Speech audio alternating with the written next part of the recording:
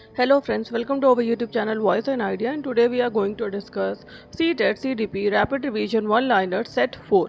तो चलिए शुरू करते हैं, लेकिन शुरू करने से पहले अगर आपने सेट 1, 2, 3 नहीं देखे हैं तो उन्हें भी ज़रूर देखिए। प्लेलिस्ट है CTET की CDP प्लेलिस्ट भी रेडी है, आप उसे भी देख सकते हैं, और PYQs की भी प्लेलिस्ट आप देख सकते हैं। चलिए शुरू करते हैं। First, insight learning. Learning occurs through sudden understanding of the relationship among different elements of a problem। जो learning है वो occur करती है through sudden understanding of a relationship, है ना, sudden understanding of the relationship among different elements of a problem। ठीक है। Now second, Wolfgang Kohler, he is associated with the theory of insight learning। ये किससे associated है? Insight learning से, Kohler. Third, Gestalt theory. It emphasizes that learning involves understanding the whole situation rather than isolated part। Gestalt theory क्या वो करती है? Emphasize करती है किस चीज़ पे? Learning जो है वो involve करता है किस चीज़ को? Understanding the whole situation, है ना, पूरी situation को, rather than isolated parts। Fourth, classical conditioning. Learning occurs through association between stimulus, है ना, stimuli। जो क्लासिकल कंडीशनिंग है, अगर आपने क्लासिकल कंडीशनिंग और कोहलर की थ्योरी, ये सारी थ्योरीज आपने डिटेल में नहीं पढ़ी हैं तो चैनल पर जाइए, एक बार ज़रूर चेक करिए। Learning occur through association between stimuli. Now fifth, Ivan Pavlov, he is associated with classical conditioning. Ivan Pavlov, he is associated with classical conditioning. चलिए नेक्स्ट, सिक्स्थ, स्टिमुलस। स्टिमुलस क्या है?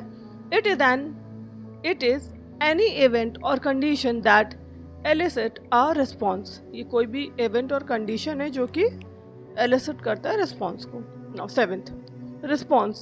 It is the reaction or behavior। ये क्या है? reaction है या फिर behavior है produced in response to a stimulus। ये क्या है? reaction है या फिर behavior है जो कि produced करता है in response to a stimulus। Now eighth, conditioned stimulus। Condition stimulus क्या है? A previously neutral stimulus that acquires the ability to produce a response through conditioning. जो प्रीवियसली न्यूट्रल स्टिमुलस है जो कि एक्वायर करता है ability to produce a response through conditioning, है ना। न्यूट्रल स्टिमुलस एक्वायर करता है एबिलिटी किस चीज़ की? प्रोड्यूस करने की, response through conditioning. Now ninth, unconditioned stimulus. Unconditioned stimulus क्या है? A stimulus that naturally produce a response without prior learning. वो स्टिमुलस जो कि नेचुरली प्रोड्यूस होता है response, naturally produces a response without prior learning. पहले से लर्निंग किए बिना जो रिस्पॉन्स प्रोड्यूस होता है ना, without prior learning. Tenth, positive reinforcement. Adding a desirable stimulus to increase a behavior। Positive reinforcement क्या होता है? Adding a desirable stimulus to increase a behavior। किस चीज़ को ऐड करना? Desirable stimulus to increase a behavior। Now next, 11th, negative reinforcement। Negative reinforcement क्या होता है? Removing an unpleasant stimulus to increase behavior। Remove करना है किस चीज़ को? Unpleasant stimulus to increase a behavior, है ना। अनप्लेजेंट स्टिमुलस को रिमूव करना है, किस चीज़ को? इंक्रीज करना है बिहेवियर को। Now twelfth, punishment. It is use to decrease the likelihood of a behaviour.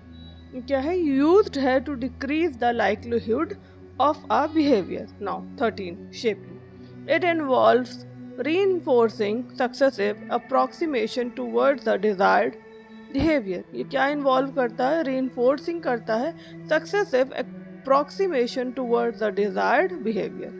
Now 14, extinctions। It refers to the weakening of a learned response when reinforcement or association is withdrawn। Extinctions क्या होते हैं?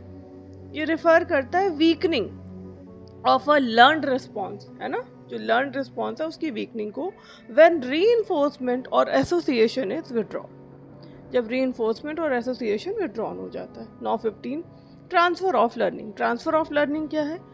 Previous learning influences the acquisition और performance of new learning. जो previous learning है वो influence करता है acquisition और परफॉर्मेंस ऑफ न्यू लर्निंग। मैं अगेन आपको बोलना चाहूँगी, अगर आपने CDP की प्लेलिस्ट नहीं देखी है ना तो एक बार ज़रूर चेक करिए। उसके जो टॉपिक वाइज टॉपिक कवर किया गया, और ऐसा नहीं है कि वो CDP जो है देखिए वो सबके लिए होता है, चाहे वो कोई भी टीचिंग एग्ज़ाम हो, कॉम्पिटिटिव एग्ज़ाम हो, है ना, KVS हो गया, NVS हो गया, B.Ed के लिए, है ना। तो ये सारे जो CDP है ना वो सबके लिए है। तो आप अगर उसमें टॉपिक्स देखेंगे ना तो उसमें टॉपिक्स जो है एक एक टॉपिक डिटेल में कवर किया गया है। तो उसकी पूरी प्लेलिस्ट चेक करिए। अगर आपको लगता है कि हाँ कोई स्पेसिफिक टॉपिक है तो वो आप कमेंट सेक्शन में बता सकते हैं, वो भी कवर हो जाएगा। ठीक है। Now next 16 positive transfer. Positive transfer क्या होता है? Previous learning facilitate new learning. Previous learning क्या करता है? फैसिलिटेट करता है new learning. Now 17 negative transfer. Negative transfer क्या होता है? Previous learning interferes with new learning. Previous learning क्या इंटरफेयर करता है? न्यू लर्निंग को। Now 18 zero transfer. Previous learning has no significant effect on new learning. जो प्रीवियस लर्निंग है उसका कोई सिग्निफिकेंट इफेक्ट नहीं होता है on new learning. 19 trial and error learning. Trial and error learning क्या होता है? Learning occur through repeated attempt and elimination of unsuccessful responses। जो लर्निंग है वो occur करती है through repeated attempts and repeated attempts के through and elimination of, eliminate करता है किस चीज़ को? unsuccessful responses को, है ना। ट्रायल एंड एरर थ्योरी किसने दी है या आप मुझे कमेंट सेक्शन में बताएंगे। नाउ 20 किसने प्रपोज करी है? ठीक है 20, और ये हमने डिटेल में कवर करी हुई है तो आप इसे भी देख सकते हैं। 20 latent learning. Learning occurs without immediately observable performance. जो लर्निंग है वो ऑकर की जा रही है विदाउट इमीडिएटली ऑब्जर्वेबल परफॉर्मेंस, है ना, लेटेंट लर्निंग उसे कहते हैं। Now next 21 insight. It involves sudden restructuring and understanding of a problem, है ना। इनसाइट क्या हो गया? इन्वॉल्व करता है sudden restructuring and understanding of a problem. 22 meaningful learning. Meaningful learning क्या है? New knowledge is connected with the learners existing knowledge. जो न्यू नॉलेज है वो क्या कर रहा है? कनेक्टेड हो रहा है with the learners existing knowledge. 23 rote learning. Information is memorized mainly through repetitions without necessarily understanding its meaning। जो information है वो memorized करी जा रही है mainly through repetition, है ना, mainly through किसके? repetition without necessarily understanding its meaning। 24 readiness। Learning is more effective when the learner is prepared physically, mentally and emotionally। जो लर्निंग है वो ज़्यादा इफेक्टिव है when the learner is prepared physically, mentally and emotionally। Now 25 practice। Repeated practice generally strengthen learning and skill performance।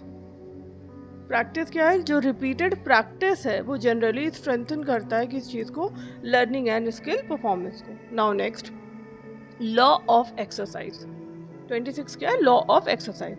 Practice strengthen the connection between a stimulus and response. किस चीज़ को practice कर रहे हैं? Strengthen कर रहे हैं connection between a stimulus and response. 27 law of readiness. Law of readiness क्या है?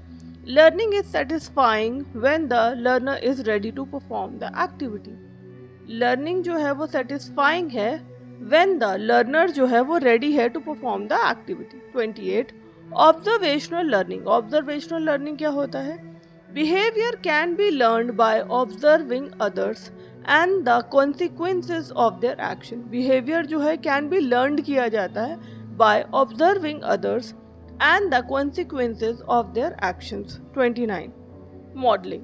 Learning or behavior acquisition through observing and imitating a model। Learning और क्या?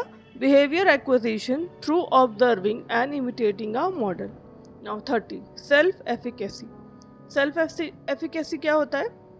It is an individual's belief in their ability to successfully perform a particular task।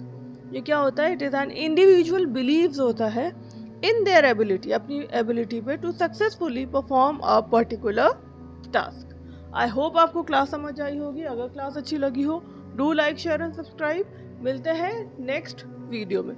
Bell icon को ज़रूर press कर लीजिए ताकि आपको नेक्स्ट वीडियो मिल सके।